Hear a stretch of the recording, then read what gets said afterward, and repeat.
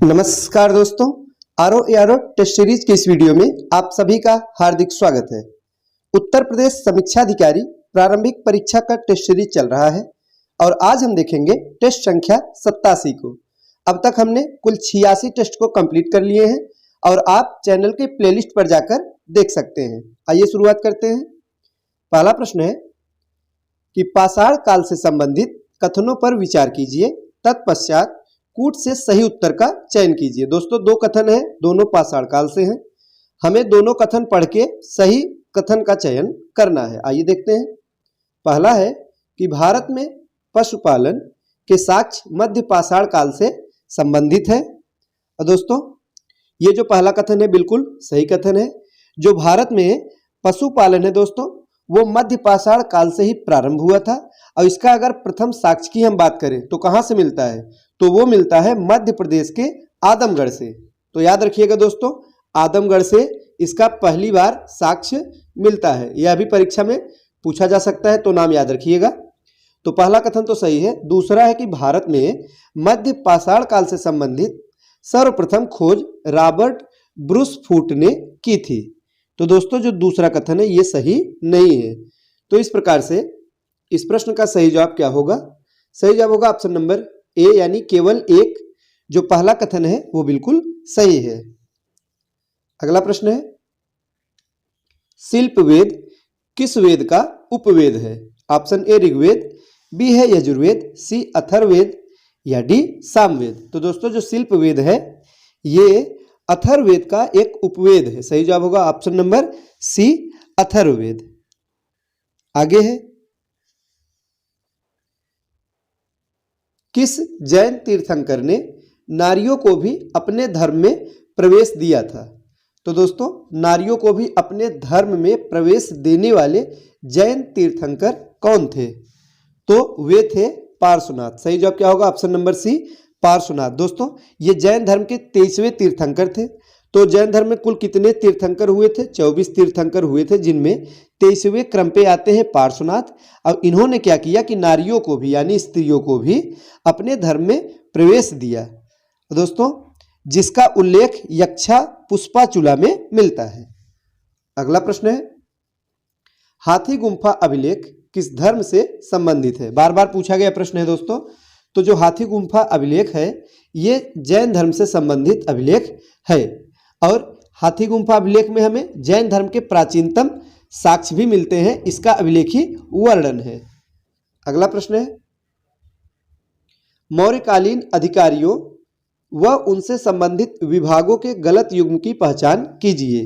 तो दोस्तों इसमें हमें बताना है कि कौन सा युग्म गलत है। तो जो गलत है वो दोस्तों है ऑप्शन नंबर डी, यानी लक्षणाध्यक्ष के सामने दिया गया है खनन विभाग। तो ये जो है ये गलत है। जो लक्षणाध्यक्ष होते थे दोस्तों वे छापे खाने का अध्यक्ष होता था। तो ऑप्शन नंबर डी यही सही सुमेलित नहीं है, बाकी तीनों बिल्कुल सही हैं। आगे है निम्नलिखित में से कौन सा गुप्तकालीन मंदिर उत्तर प्रदेश में स्थित है? तो दोस्तों कौन सा गुप्तकालीन मंदिर है जो कि यूपी में स्थित है? तो वो है देवगढ़ का दशावतार मंदिर। सही जवाब होगा ऑप्शन नंबर डी। दोस्तों ये जो दशावतार मंदिर है ये उत्तर प्रदेश के बुंदेलखंड क्षेत्र के ललितपुर जिले में स्थित है। तो कहाँ पे है दोस्तों? जिले का नाम क्या है? तो ललितपुर एक जिला है, उस जिले में स्थित है। अगला प्रश्न है 6ठी शताब्दी में आयुर्वेद के प्रसिद्ध ग्रंथ अष्टांग हृदय की रचना किसने की थी? महत्वपूर्ण है। तो दोस्तों जो अष्टांग हृदय है इसकी रचना किसने किया था? तो वाग्भट्ट ने किया था। सही जवाब क्या होगा? ऑप्शन नंबर सी वाग्भट्ट। वाग्भट्ट ने आयुर्वेद के प्रसिद्ध ग्रंथ अष्टांग हृदय की रचना की थी। आगे है निम्नलिखित में सही सुमेलित नहीं है। तो युद्ध से संबंधित प्रश्न आइए देखते हैं कौन सा सही सुमेलित नहीं है। पहला है राबोर का युद्ध 7 से 12 ईस्वी दिया है। तो दोस्तों ये तो बिल्कुल सही है, यह युद्ध 712 ईस्वी में हुआ। दूसरा है सोमनाथ मंदिर पर आक्रमण, तो किस सन में आक्रमण हुआ था? तो 1026 ईस्वी दिया है, बिल्कुल सही है। इसी सन में सोमनाथ मंदिर पर आक्रमण हुआ था। तीसरा है तराइन का प्रथम युद्ध 11 से 91 ईस्वी, यह भी सही है। 11 से 91 ईस्वी में तराइन का प्रथम युद्ध हुआ था दोस्तों।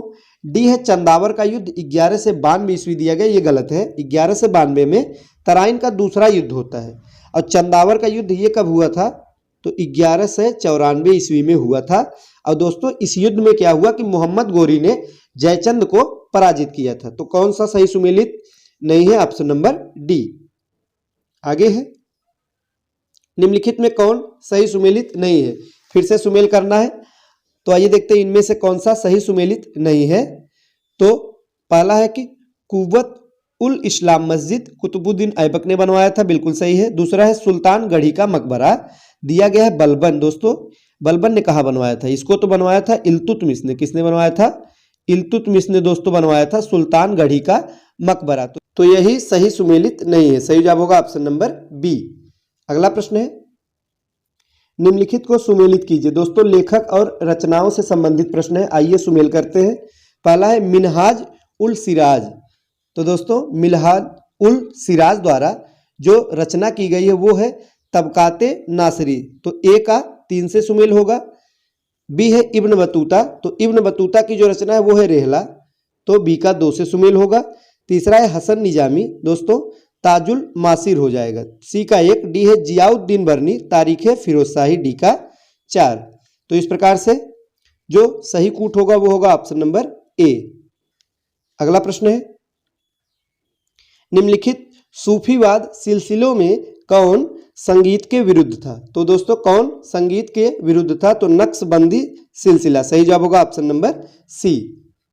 आगे है, मुगल काल में मनसबदारी पद्धति के विषय में निम्नलिखित कथनों पर विचार कीजिए और यह बताइए कि कौन कौन सा कथन है जो कि सही है। पहला है कि इस व्यवस्था की शुरुआत अकबर द्वारा की गई। तो दोस्तों जो मनसबदारी व्यवस्था है इसकी शुरुआत किसने किया था? तो अकबर ने किया था, बिल्कुल सही है। पहला कथन तो सही है। दूसरा है मनसब केवल जात में विभाजित होते थे। तो ये गलत है दोस्तों। मनसब जात और सवार में विभाजित होते थे, केवल जात में नहीं होते थे। तो ये तो गलत है। तीसरा है इस पद्धति से अकबर को साम्राज्य विस्तार में सहायता मिली थी, बिल्कुल सही है। यह कथन सही है। तो कौन कौन सा सही है? पहला और तीसरा, यानी ऑप्शन नंबर बी। आगे है, मध्यकालीन भारत में किस संत के दोहे गुरु ग्रंथ साहिब में संकलित किए गए हैं? तो दोस्तों रैदास के दोहे। सही जवाब क्या होगा? Option number C. संत रैदास को रविदास के नाम से भी जानते हैं, यह जान लीजिए। रविदास रैदास दोनों एक ही नाम है दोस्तों। इन्हीं को रविदास के नाम से जानते हैं और इनके द्वारा रचित बहुत से पद हमें गुरु ग्रंथ साहिब में मिलते हैं, यानी उसमें संकलित किए गए हैं। आगे है, निम्न कथनों पर विचार कीजिए। दोस्तों 3 कथन है, हमें बताना है कौन सा इसमें से सही है। तो आइए देखते हैं। पहला है भारत और अफगानिस्तान के मध्य सीमा रेखा का निर्धारण लॉर्ड लैंसडाउन के समय हुआ था।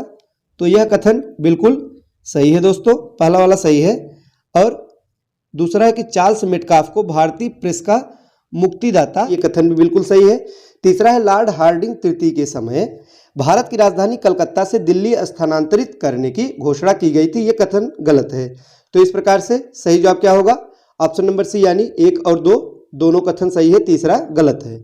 आगे है, सुमेलित कीजिए। तो दोस्तों आइए सुमेल करते हैं। पहला है पुलिस आयोग। तो पुलिस आयोग, इसका जो सही सुमेल होगा वो होगा दोस्तों एंड्रयूज फ्रेजर से। दूसरा है सिंचाई आयोग। तो सिंचाई आयोग कॉलिन स्कॉट, दोनों बिल्कुल सही सुमेल है। तीसरा है विश्वविद्यालय आयोग, तो टॉमस रेले। चौथा है रेलवे आयोग, टॉमस रॉबर्टसन। तो दोस्तों सी का 4, डी का 3 से सही सुमेल होगा। इस प्रकार से इसका सही जवाब होगा ऑप्शन नंबर सी। दोस्तों सही सुमेल सी हो जाएगा। तो दोस्तों ये थे आज के महत्वपूर्ण प्रश्न। वीडियो अच्छा लगा हो तो लाइक करें। मिलते हैं अगले वीडियो में कुछ नए प्रश्नों के साथ। तब तक के लिए नमस्कार।